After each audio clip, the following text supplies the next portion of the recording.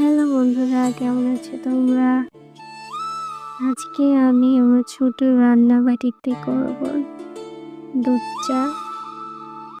দুধ চা খাওয়ার জন্য নিয়ে নিয়েছি দুধ, চিনি, চা পাতি, একটা তেজপাতা, একটা মরিচ, একটা দারচিনি। চলো শুরু করা যাক বানানো।